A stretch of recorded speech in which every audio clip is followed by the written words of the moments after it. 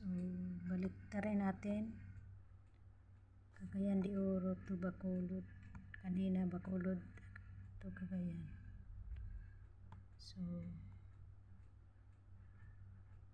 Cagayan de Oro. Tingnan natin kung may 27 ba sa November. So, wala tayong 27, no? So, dito tayo sa November 30. Sa pang-last natin. Ito. Search. Cagayan de Oro to Bacolod. November 30. Ayan. So, iba-iba ang price. So, Sweetie Rom 42. Ito yung price niya. 4,534. Sweet Rom 42.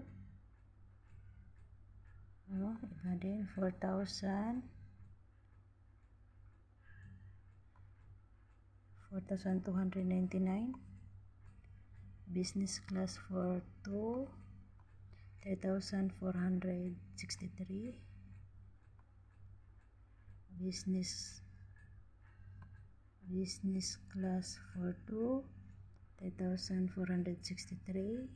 Tourist class 3,207. Mega class 3,031. Business class 44. 3,463. Business class 41 lower 3,463.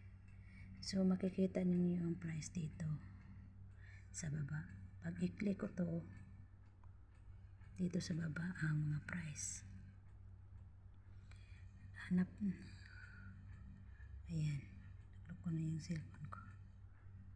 Tapos, pag makikita ninyo ang pagkain ninyo dito, basahin ko na lang kasi malabo.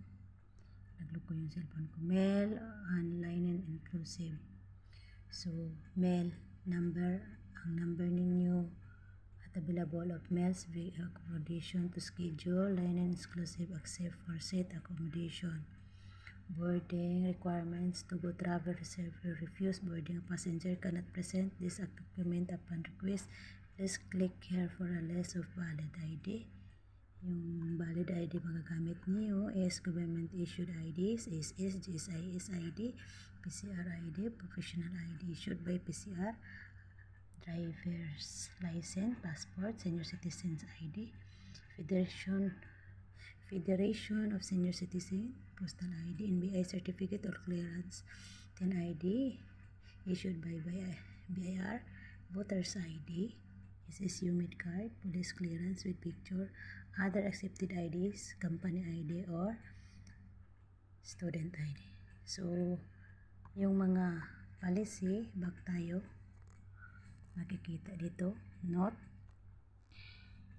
maximum 8 passenger per transaction, passenger 1 month to below 2 years old, and below 1 meter height of considered infant are charged 500 pesos per head and paid of terminal. Doon kayo bayad sa terminal. Maximum of infants to regular adult allowed. Males in number. Okay, nabasa ko na to kanina. Ayan lang po ang atin sa ferry.